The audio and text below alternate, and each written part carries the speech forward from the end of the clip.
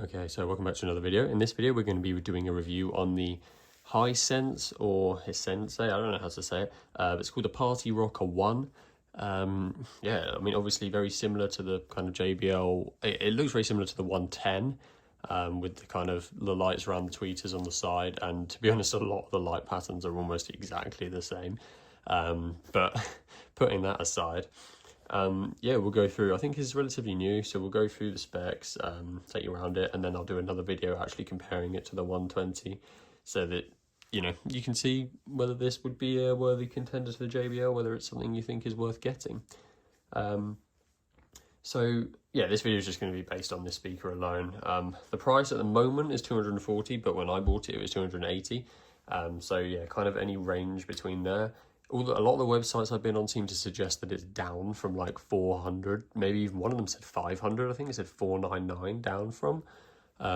Never pick it up for that value. I imagine that it's probably always going between 250 and 280, 240 and 280. Yeah, I don't spend any more than that. I think you'd be getting shafted if you did that, to be honest. But yeah, so a bit of the specs then. It's quoted a 300 watt max audio power. So obviously at max, so you know, we haven't really been given a proper RMS here. 15-hour playtime, which is quite good. It's got 4 kind of banks of batteries in here. It's got 5 different lighting effects, which can be controlled by the panel on top. Wireless charging pad as well up there, which is quite interesting, although in my experience it's really, really slow, so a bit more of a gimmick. But it is still interesting to have. I haven't seen that on many other speakers of this size. I've seen it on some of the smaller B&O ones, but yeah, nothing like this. It's got karaoke mode where it kind of tries to dim the vocals. Maybe we'll give a bit of a test of that at some point in another video. But yeah, obviously, so you can kind of plug a mic in and just sing over the backing track. Yeah, so if that's something you're into, then obviously you can tell that's what this speaker is made for. It's obviously for parties. The top panel is IPX4, so you can splash some water on there, but anywhere else is not. And it does also have a TV mode, I think only for Hisense TVs, but it can kind of work with the speakers in there to project a better sound, maybe play some stereo stuff as well. That's kind of all the specs that they actually officially give us. Obviously just kind of going around the thing, it's quite a nice design. Not too big, not too wide or anything, not too heavy. It's got a decent amount of handles on the left and right. It's got a panel on the back with guitar and mic inputs and the kind of adjusters for those, and then a sub escape and charger at the bottom, all very basic stuff. It's got some nice rubber feet on the side, so you can lay it down flat. That was something that people complained about with the 120, because they kind of took off the rubber stands from the 110 on the side. But otherwise, very basic kind of build, but is nice, is very nice indeed. Yeah, the lighting effects, I'll kind of try and take you through them, maybe swap them out during the songs as well. There's nothing crazy, and they are all extraordinarily similar to the 110 lighting. I kind of don't really know how they've even got away with this, because I mean, if I put them next to each other, they're literally exactly the same. So yeah, not quite sure how they've got away with that, but they clearly have. So here we are. But yeah, I mean, before my tablet dies over there, we're going to be doing a sound test. We'll be playing Royalty at 80% volume, and then we'll kind of talk about the sound afterwards. I'll try and hold up a decibel meter as and when I can as well. So yeah, let's get into it.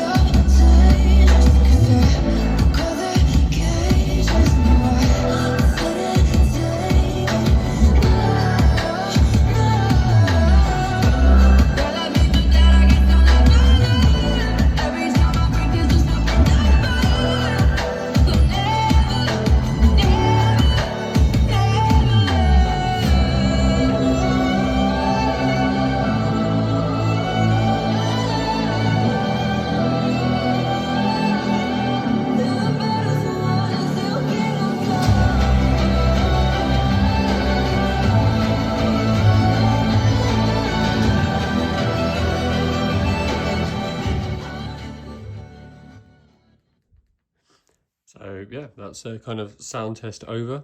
I do quite like the lights, like the I mean the way it does the volume, where it just kind of all of them go down to show and stuff like that. It's quite a nice slight change to the 110, but otherwise obviously very similar.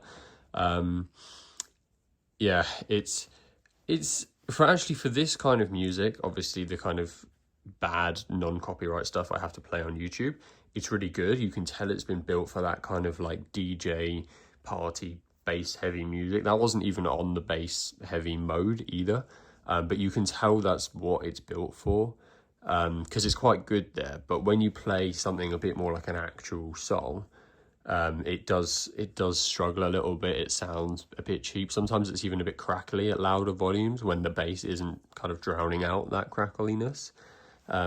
So I mean, if you want this for home listening, especially for this price, I would probably say just no, because yeah, listening at a lower volume, even on like a normal song where you want balance and clarity and a flat structure, you're not getting that here. You can see from the graph on the iPad that it's very, very bass heavy structure. You get much more bass than you do anything from like even mid-range onwards. You can tell, and this isn't even on bass heavy mode, this is literally bass off. So yeah, maybe we'll do a little test now, just with the bass on, but it's, you know, it's a crazy kind of setup, and for normal music it doesn't really work that well. So yeah, maybe what I'll do now is I'll turn the bass mode on, play the same like section of song again, and flick through the light modes as well, so you can see the different ones. And yeah, we'll kind of see if that makes any difference. So yeah, let's just get that going.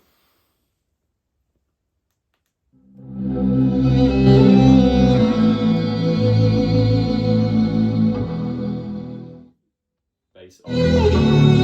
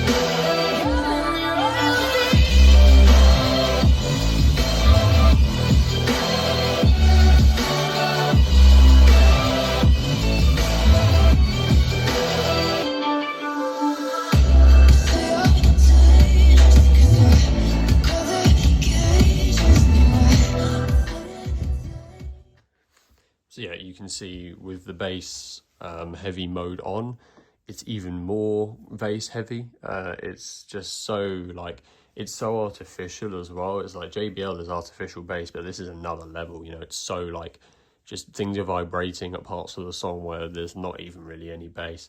It's definitely made for a kind of DJ setting where you're just, you know, everyone's a bit drunk, they're not really listening for audio quality, and you just want to slam something out. For that, it's quite good. You know, it's loud, the bass is very strong, especially for its size, but for proper home listening, I probably wouldn't recommend it. But obviously, you know, let me know what you think. Yeah, I obviously did switch through some of the light settings as well. They're quite good, the software's all right. And yeah, the light's kind of, I'm not really complaining about anything there. They maybe don't have the kind of sophistication and the character of like the new JBL or LG lights, but you know, for a kind of first attempt, pretty much, I'm pretty sure this is their first party speaker, it's really not bad at all. Overall, it's quite solid. It's just, it depends on your application. For listening at home, I wouldn't choose this. I wouldn't want it. For going to a party and, you know, taking something around, yeah, this is high up the list probably. So yeah, let me know. Do look out for the comparison with the JBLs, because I think that would be quite interesting. But yeah, let me know what you think.